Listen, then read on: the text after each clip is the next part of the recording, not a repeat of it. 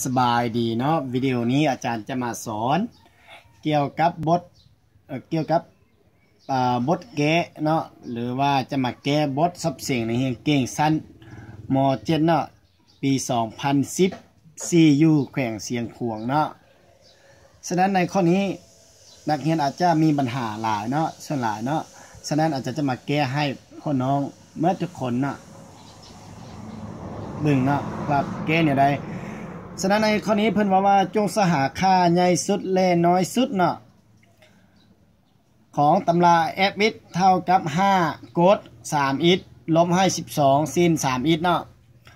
ฉะนั้นการสหาค่าใหญ่สุดในสุดนี้จะมีอยู่หลายวิธีหรือว่าหลายหลักการเนาะหลายหลักเกณฑ์อีกสหาค่าใหญ่สุดในสุดเนาะแต่ว่าในข้อนี้อาจจะนำใช้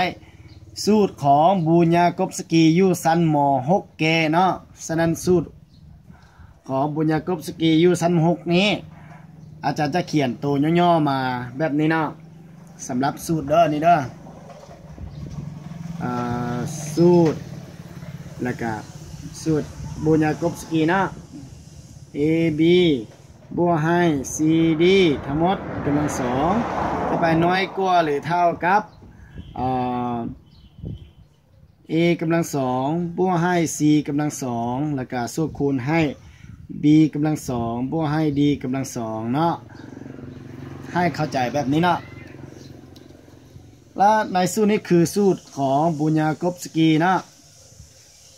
ดังนั้นอาจจะมาสอนเกี่ยวกับบทโจทย์คือข้อนี้เลยเนาะสนจากf it เท่ากับ5กด3 it ลบให้12sin 3อิทเนาะแล้วอาจจะขึ้นกำลังสองทางสองภาคเลยเนาะอาจจะขึ้นกำลังสองทางสองภาคเลยเนาะฉะนั้นขึ้นกำลังสองทางสองภาคเลยเนาะทางสองภาคแล้วก็เอาได้นะเอาได้เขาจะได้เลย f it นี้ทั้งหมดกำลังสองนะแล้วก็เท่ากับ5กด3 it ลบให้12 sin 3 it เนาะทั้งหมดกำลังสองฉะนั้นในรูปห้างนี้เนาะเขาจะได้คือรูปห้างตัวนี้แล้วเนาะจะไปกงกับสูตรบุญญากบสกีแล้วแล้วก็ A หมายถึง5 B หมายถึงกด3อิทเนาะแล้วก็ C หมายถึงลบ12แล้วก็ D หมายถึงsin3อิทเนาะฉะนั้นเขาจะได้มาเลยเนาะฉะนั้นเราจะเขียนเลยเนาะเขาจะได้เลยอาจจะได้แบบนี้เลยเนาะ F it นะทั้งหมดนะกำลังสองนี้จะไปน้อยกว่านะจะไปน้อยกว่าเอาตัวนี้มาขยายเนาะจะมาน้อยกว่าคือ5กำลังสองบวกให้ลบ12นี้ทั้งหมดกำลังสองเนาะแล้วก็ไปคูณให้กด3อีกกำลังสองเนาะแล้วก็บวกให้sin 3อิทกำลังสองเนาะเนี่ย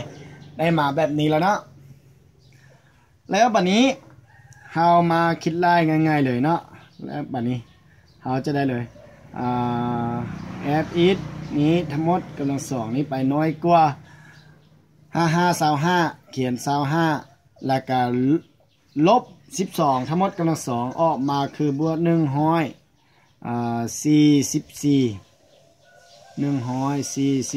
เนาะแล้วก็ให้เราเข้าใจว่าsinมุมอัลฟาเนาะ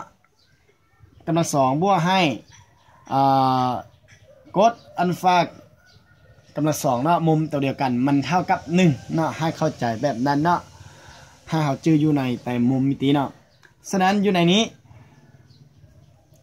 ตัวนี้จะเท่ากับ1ไปเลยเนาะฉะนั้นจะเขียน1ใส่ จะเท่ากับ1แล้วอาจจะเขียน1ใส่เลยนะแล้วจะได้มาเลย f is ทั้งหมดกำลังสองนี้น้อยกว่าจะน้อยกว่า25บวกให้144จะเท่ากับ169เนาะแล้วก็คูณให้1มันก็169คือเก่านะแล้วบัดนี้เราเห็นแล้วว่า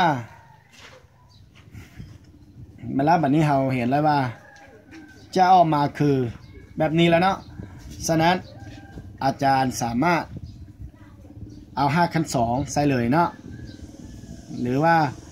อาจจะสามารถเอา5ขั้น2ใส่เลยเนาะอาจจะสามารถเอา5ขั้น2ได้เลยเนาะ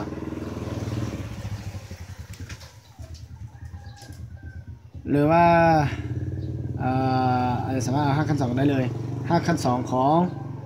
f is เนาะแล้วก็ทั้งหมดกำลัง2นี้ใบน้อยกว่าหรือเท่ากับ5ขั้น2ของ169แบบนี้นะแล้วบัดนี้ตัวนี้จะเท่ากับค่าสมบูรณ์ของ f is เนาะค่าสมบูรณ์ของ f is แล้วก็น้อยกว่าหรือเท่ากับ169นี่จะเท่ากับ13กำลัง2เนาะฉะนั้นคือตัวนี้เนาะจะเท่ากับ5ขั้น2ของ13กำลัง2เนาะเลยไปเท่ากับ13เนาะแล้วก็ให้เข้าใจแบบนั้นเลยไปเท่ากับ13อยู่นี้เลยเนาะแล้วบัดนี้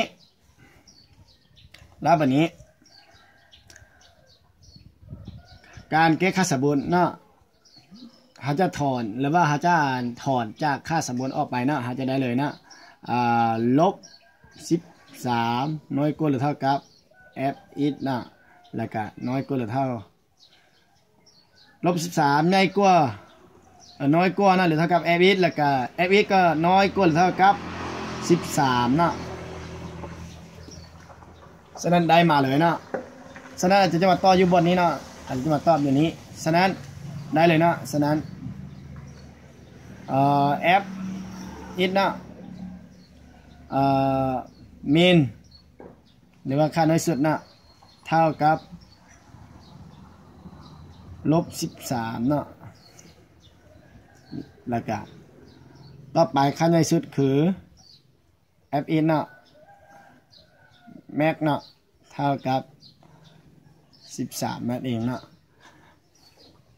สำหรับในข้อนี้เนาะจะเกะเพียงแต่ซ้ำนี้เนาะขึ้นกับผู้เกะนะจะมีหลายวิธีเกะเนาะแต่ว่าสำหรับอาจารย์เนาะจะเกะคือแบบนี้เนาะคือง่ายที่สุดเลยเนาะเพราะน้องสามารถบึงตามตัวนี้ได้เลยเนาะคือบทโจทย์เนาะโจทย์ค่าใหญ่สุดและค่าน้อยสุดของตำรา f is เท่ากับ5ขั้น2ของ5เนาะแล้วก็กฎของ3 is ลบให้12สิ้น3 is เนาะแล้วก็อิงตามสูตรของโกซีเนาะสูตรโกซีสูตรของบุญญากรบสกีเนาะสูตรนี้เนาะฉะนั้นเป็นในใดนั้นตัวใดที่บอกเข้าใจเนาะหรือว่าคาใจสามารถถามได้เลยเนาะและอาจารย์จะอธิบายเติมอีกให้เนาะสำหรับในข้อนี้จะเกะเพียงแต่ซ้ำนี้เนาะขอบใจเนาะ